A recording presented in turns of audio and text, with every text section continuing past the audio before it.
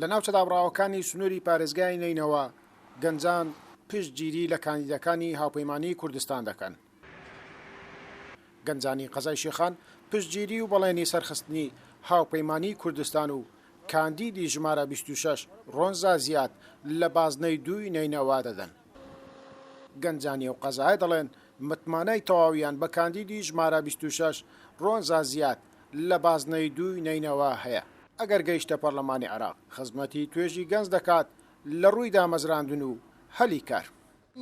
وەک خەڵکی منتەقەی ئەم دەنگی خۆ دەینە لیستا و پەیمانیا کوردستانێ و بازنێ دوو ێنەینەوە و کاندیداما ڕۆزەخانە ئەم پشتڕاستین ڕۆزەخان دل پەرلەمانێ عراقێدا کارێکی دڵسۆزانە بۆ گەنجین دەڤەری و گەنجین کوردستانێ دێکەتن. ئەم وەک خەڵکی شێخان پشتیوانیا هەفپەیمانیا کوردستان دەکەین و کاندیدا خۆ ژمارە 26 ڕۆنزە زیاد ji ber ku em دوێ باوریە داینا دێ پەرلەمانی مافێ ما پارێزت. ئەسوە گەنجێکی قەزای شێخان دەنگی خۆ دەمە ڕۆزاخانێ ژمارە 26 لە بازنەی دووی نینەوە چکو بدیت نامە ڕۆزاخان دێ دەنگێ گەنجان و خەم و خەیالێت گەنجە گەهینتە پەرلەمانێ عێراقێ دەڤەرە مەلدەڤەرە شێخان گەلێک کێشە هەیە یعنی بێمۆچەیە تەعینات نینێن شلای خزمەتگوزەری وەیە کێمە ئەم وەک گەنج و هەروەسا ڕۆزاخانش گەنجەکە دێقارێت و خەونێت خەلکی یان ئومیدێت خەڵکی بگەینتە پەرلەمانی عێراقی و چارەسەرکەت. ڕۆنزا زیاد کاندیدی هاوپەیمانی کوردستان ژمارە 26 لە بازنەی دووی نینەوە دەڵێت ئەگەر چوومە پەرلەمان داکۆچی و پشتگیری لە مافەڕاوەکانی خەڵکی کوردستان و توێژی گەنجانی ناو چەدابڕێنراوەکان دەکات. هاوپەیمانی بەرنامەکی قەوەت هەیە بۆ خزمەتە خەڵکێمە و ئەمش بچینە پەرلەمانی ئەم ئەوی بەرنامەجی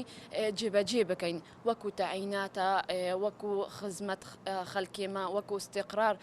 دووەڵاتی خۆدا بینێت وەکو ئەم دەبینین گەنجێت مایەدوی سەردەمی مستحقن کو بۆوان هەر شتێک بێتەکردن کو ئەم دبینین ئەو پاشە ڕۆژە منە لێ ئەم هەروەسا دەبینین ئەم دەوێژی بێژین کو گەلک گەنجێت مایەدوی سەردەمی تەعینات نینن خزمەت گوزاری نینن کار نینە لێ ئەم دەوێ هەندێکین کو ئەم بچینە پەرلەمانی ئەم تەعیناتە بۆوان چێکین ئەم پرۆژێت بچوک بۆوان چێکین کو ئەو کار بکەن تێدا استقرارە هەبتن کو وڵاتی خۆدا بژین بەس قەستا دەربەی وڵاتی بکەن دا ئەوژی بکارن پاشە ڕۆژە کە مەزن و یەبەرچاو بە خۆدانن دو وڵاتی خۆدا ئەvەژی بۆ ما سەربلندیەکە وەکو هاوپەیمانی کوردستان ئەمژی پشتگیریاوان بکەین بە هەر شێوەیەک هابێتن و هەر شیانێکی هابێت ئەم پشتگیریاوان دەکەین. داکۆچیکردن لە ماف و شایستەدارایەکانی هاوڵاتیانی هەرێمی کوردستان و ڕۆلی گەورە و دیاری قوبات تاڵەبانی لە چارەسەرکردنی قەیرانی موچەی فەرمانبەرانی هەرێم ئەوانە بوونەتە هۆکاری سەرەکی بۆ ئەوەی دەنگدەران متمانەی تەواویان بە کاندیداکانی هاوپەیمانی کوردستان هەبێت و دەنجیان پێ بدەن. گەیلان بۆتانی کورسات نیوز قەزای شێخان.